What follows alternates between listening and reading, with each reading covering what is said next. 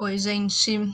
Hoje vamos estar falando sobre o absolutismo, que foi um sistema político da Idade Moderna, seus desdobramentos, né, no contexto aí da Europa, suas influências como prática e política econômica, e tudo o que ele representa nesse momento do contexto, principalmente da Europa Ocidental. Como contexto antecedente, lembrando de tudo que a gente já vem estudando, final da Idade Média, crise do feudalismo, enfraquecimento da nobreza e da igreja. Na última aula a gente viu reformas religiosas, o movimento das reformas protestantes foi muito importante para que a igreja ela fosse perdendo de fato o seu poder. E aí a gente viu o caráter nacionalista das próprias reformas, né? E isso foi muito importante para a centralização dos poderes do rei com relação aos reformistas. No caso do Martinho Lutero, a gente viu, né, a nobreza junto com ele, na João Calvino, a burguesia, na Inglaterra, o próprio representante, o próprio rei que comandava a igreja com a reforma anglicana. Além disso, o enfraquecimento da nobreza também vai se dar a partir das revoltas que a gente viu lá, principalmente no começo do século XIV, as revoltas camponesas, jaqueris, e todo esse momento de instabilidade na Europa, de crise do século XIV, crise do século XV. Então a gente tem um enfraquecimento gradativo, né, não só da igreja, como da nobreza também. Com isso, gente, com a formação das monarquias nacionais, a gente já começou a ver o processo de centralização política na figura do rei. O rei ele vai começar também a se fortalecer militarmente. A nobreza vai perder esse poder militar e o rei vai conseguir ter esse fortalecimento militar junto a ele, através de financiamentos, alianças. Então a gente tem toda essa formação militar junto, aí aliada na figura do rei. A gente viu o processo de mercantilismo, né, como política econômica, mas como economia mesmo, a gente já está falando de um capitalismo primitivo. No caso, primitivo vem de primeiro, né, a primeira fase aí do capitalismo que se dá de forma comercial. Então, a gente já viu, a partir da crise do feudalismo, os renascimentos urbanos, renascimentos culturais, o renascimento comercial, que já propiciam o início de um processo capitalista que se baseia no comércio. É por isso que o nome está capitalismo comercial, primitivo, porque vem de primeiro. O capitalismo ele vai sofrer modificações, né, conforme for passando os anos. Hoje, se não me engano, a gente está vivendo uma fase do capitalismo financeiro, que é através dos bancos, mas nessa base aqui, né, nesse início do capitalismo, ele começa no comércio, que é o que mobiliza a sua reprodução e a sua aplicação na sociedade. Estamos falando da Idade Moderna. A Idade Moderna começa, basicamente, no final da Guerra dos 100 Anos. E a Idade Moderna ela vai do século XV ao século XVIII. É o século, gente, de consolidação, de formação e do apogeu, né, do absolutismo. Então, a gente tem o início, né, o início dos processos formativos, a gente vai ver o seu apogeu, e depois a gente vai ver como que se deu o seu declínio, e isso vai dar do século XV ao século XVIII, na Idade Moderna. O processo aí de absolutista, por definição, é um processo de centralização do poder político na figura do rei e do desenvolvimento do capitalismo comercial. Então, a gente tem essa centralização política, lembrando que é uma das maiores características, né, do absolutismo é essa centralização, o que se diferia lá da Idade Média, que era a descentralização. Então, a gente tem esse processo aí norteado pela economia desenvolvida pelo capitalismo comercial. O Estado, gente, ele é centralizado, e aí ele submete vários aspectos sociais ao seu poder, como nações e suas leis, como justiça, como força militar. O exército militar vai estar muito junto ao rei, né? administração e regulamentações econômicas, que no caso é o capitalismo comercial.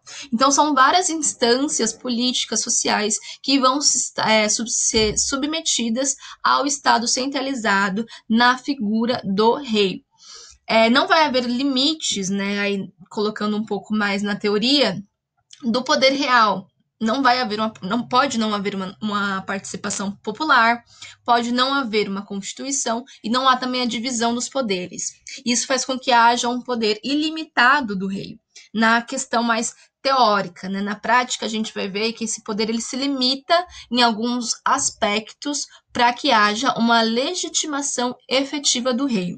E aqui eu vou fazer um adendo para exemplificar um pouco esse estado com que a gente vivencia hoje aqui no Brasil. O nosso estado também é um estado centralizado, baseado aí num sistema presidencialista, e o Brasil com extensões continentais, não um território muito grande, mas que um presidente só consegue ter uma governabilidade aí do território como um todo. Só que o que há é que a gente tem uma limitação do poder do presidente, porque a gente tem um poder, uma divisão dos poderes, a gente tem uma Constituição que garante os direitos civis da população e faz com que haja uma limitação. Então, apesar de ter aqui no Estado absolutista um Estado centralizado, tem várias particularidades, né, que faz com que não seja muito diferente do que a gente vivencia hoje, mas só para fazer essa relação também de Estado centralizado que a gente vivencia hoje. E eu estou colocando um pouco nessa não ilimitação do poder real, porque quando a gente for ver lá na frente o processo iluminista, eles vão atuar basicamente na formulação política disso daqui, de uma constituição, de tentar dividir os poderes para que não haja essa centralização na figura de um rei. Então eles vão atuar justamente onde ilimitava, né, na teoria, os poderes aí do rei, centralizando esse Estado e fazendo com que haja essa figura do rei centralizada. Então, eu falei que na prática haverá alguns limites dessa atuação ilimitada, que vai ser nos aspectos da religião e dos costumes da época. Então, o rei, na teoria, ele tem essa limitação do poder, mas ele, na prática, ele vai se adequar aos princípios da religião e dos costumes, porque são essas duas instâncias que vão garantir a sua legitimidade de fato, né, configurando num poder hegemônico. Então é muito importante que ele, né, tente se adequar minimamente à religião e aos costumes, mas lembrando que ele está acima da religião e da igreja. Ele é o poder hegemônico nesse momento. A economia é uma economia capitalista comercial primitiva, né, na primeira fase aí do capitalismo, e a política econômica é o mercantilismo. Lembrando as características do mercantilismo que a gente viu na última aula: balança comercial favorável, protecionismo, colonialismo, né, no caso de Brasil e Portugal. Vai ter um certo industrialismo, metalismo, né, a importação de metais preciosos. Então, essa é a política econômica mercantilista que norteia a economia do capitalismo comercial primitivo. E aqui a gente vai ter a relação de rei e burguesia. É uma relação de alianças, basicamente, mas na verdade o rei ele tem esse poder hegemônico e a burguesia acaba submetendo ao poder do rei no pagamento aí de impostos, de tributos. A gente vai ver mais para frente aí a formação estamental dessa sociedade.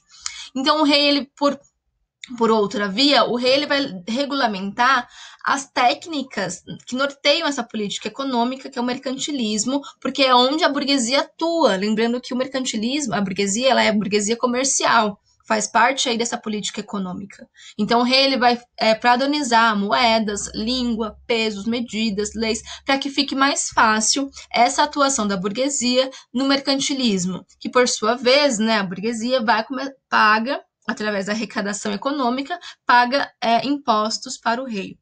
E aí vai ter o clero e a nobreza, que são os outros dois estados, que vão estar junto ao rei, faz parte de uma aristocracia, que vão receber privilégios e isenções aí parciais do rei.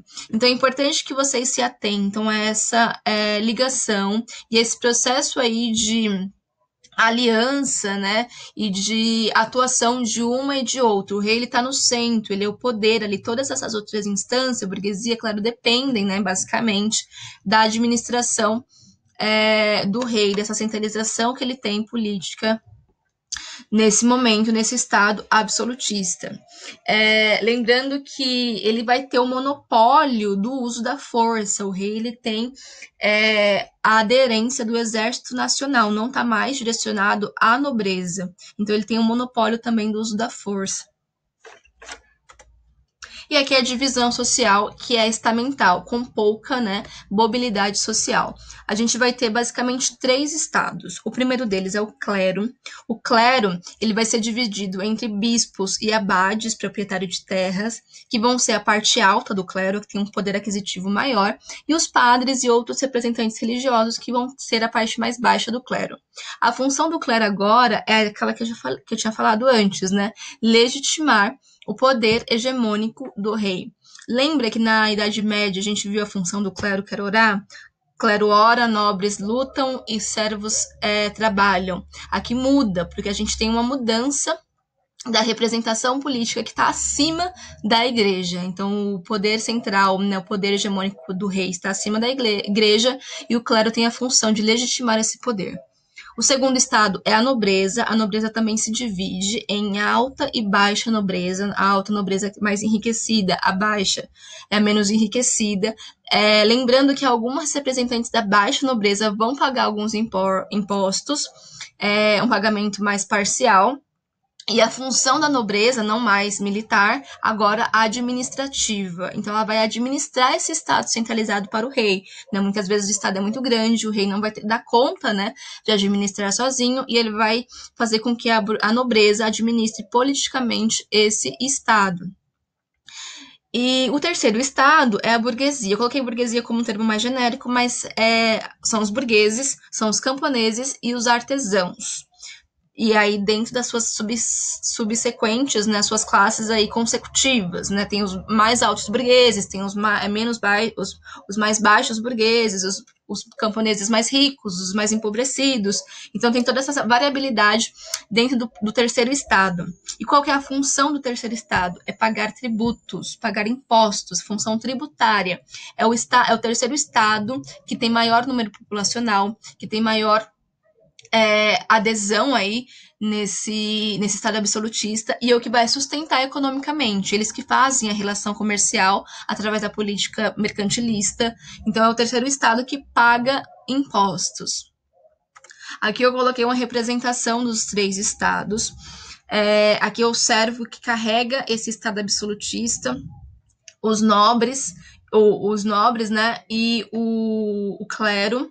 Aqui tem uma função aqui mais militar, mas lembrando que o exército militar, é o exército do rei, não mais da nobreza. Então, aqui basicamente tem o primeiro e o terceiro estado, colocando aí de uma forma mais apresentável, e o terceiro estado, que são os burgueses, camponeses, artesãos, o povo, basicamente, que está carregando aí esse estado absolutista. Então, basicamente, gente, o primeiro e o segundo estado, clero e nobreza, fazem parte da aristocracia, e sua principal característica são os privilégios. Então, essas classes, esses estados, eles se mantêm através dos privilégios que possuem aí o estado absolutista. Eles são isentos de impostos, parcialmente, mas a grande parte são privilegiados. O terceiro estado é o que sustenta economicamente o estado absolutista, que é a grande maioria da população que vai carregar o estado absolutista durante muito tempo aí da Idade Moderna. A gente viu um pouco também da relação do mercantilismo. Aqui a gente vai ver características particulares do mercantilismo no contexto aí de absolutismo. As características gerais que a gente viu na última aula, a intervenção do Estado, então esse Estado é centralizado, baseado no poder hegemônico do rei, e ele intervém nessa economia, essa economia do capitalismo comercial primitivo. Balança comercial favorável, você tem que exportar mais do que importar, metalismo, colonialismo. Então, essas são as características gerais, e cada localidade, Portugal, Espanha, França, vão ter características particulares. A de Portugal vai ser a exploração econômica, baseado aí na colônia. Então a gente vai ter uma exploração colonial, no caso do Brasil, né, que vai ser complementar, vai ser o complemento da economia portuguesa. E qual que vai ser a base dessa exploração colonial? Isso vocês veem em História do Brasil, é o plantation, vocês lembram? Monocultura, escravismo e latifúndio. Então a base aí mercantilista em Portugal vai ser o colonialismo, que é a exploração colonial, baseada no plantation. Na Espanha também vai ser a exploração colonial, porque a Espanha foi metrópole, né? Das regiões aqui da América Central e América do Sul. Só que ela vai aplicar o bulionismo. E por quê? Eu acho que quando vocês estudam, né, essa relação fica mais claro, mas porque quando a Espanha chega nos territórios aqui da América, ela acha primeiro, ao contrário de Portugal, os metais preciosos. Então vai ser aplicada a prática mais significativa na Espanha, o bulionismo, que é o metalismo, essa exploração direta das regiões mineradoras. Eles enriquecem aí, economicamente através da extração dos metais na América aí, Central e América do Sul. Bulionismo. Na França, vai ser um tipo de mercantilismo chamado colbertismo, que é basicamente um industrialismo. A França ela vai ter uma relação comercial mais interna, né, mais continental, e aí a gente vai ter essa industrialismo mais voltado para o território francês mesmo. Isso vai ser muito importante porque ela vai conseguir reduzir as suas importações, né? Ela vai produzir os próprios produtos que ela vai utilizar aí no seu estado. Só que, por outro lado, eles vão produzir também muito artigos de luxo. E esses artigos de luxo eles vão ser um pouco inviáveis para o processo de comércio. Então, vai prejudicar um pouco a França. Então, ele vai ter esse industrialismo através da prática colbertista, só que, por outro lado, eles acabam produzindo muitos artigos de luxo e não tem um comércio rentável no contexto aí do mercantilismo na Europa. Na Holanda, vai ter conflitos, né, com a Espanha. Lembra que a Holanda consegue invadir aqui o Brasil, as invasões holandesas, através dessa constituição das companhias de comércio que ela vai construir, que vão ser muito significativas, companhias das Índias Ocidentais e do Oriente. E aí vão ser investimentos muito particulares e autônomos que vai possibilitar a ocupação de vários territórios aí durante o processo de colonização. Então a Holanda também vai ter uma participação importante no mercantilismo, né, uma prática aí através dessas companhias de investimento, né, que vão dar um investimento autônomo da sociedade. Já a Inglaterra vai se direcionar para o investimento da marinha. Depois a Inglaterra vai ser a rainha dos mares, né? Vai ter a maior frota aí, marítima do contexto europeu. Mas é no governo Elizabeth I que já começa esse investimento da marinha, e ele começa de forma pirateada, são atos mesmo de pirataria, que vão possibilitar vários saques em vários territórios, mas que vai favorecer esse investimento. Começa num contexto de pirataria e que depois vai se expandir até eles chegarem na América do Norte, nos Estados Unidos, aí, com o processo aí de exploração já no final aí do século XVI. Quando a gente for ver a independência dos Estados Unidos, a gente vai falar um pouquinho disso também. Então foram esses processos, gente, de mercantilismo, lembrando de toda essa formação, isso que aconteceu, né, durante a Idade Moderna, nos estados absolutistas. Nas próximas aulas a gente vai ver os teóricos que formularam isso, e depois o absolutismo em cada região, absolutismo na França, na Inglaterra, como que se deu aí em cada região. Lembrando da formação desse Estado absolutista, da centralização do poder do rei como poder hegemônico, dos 3 estados, o primeiro estado clero, o segundo nobreza, o terceiro burguesia, é a burguesia que paga impostos, é a burguesia que sustenta esse estado absolutista economicamente, os outros 2 estados são privilegiados, entendendo, gente, essa dinâmica, né, de funcionamento aí do estado absolutista, fica mais fácil entender depois como que vai estar o seu declínio, e como que esse terceiro estado vai se mobilizar contra toda essa estrutura que foi formada pelo Estado absolutista. Certo, gente? Bons estudos para vocês. Até uma próxima.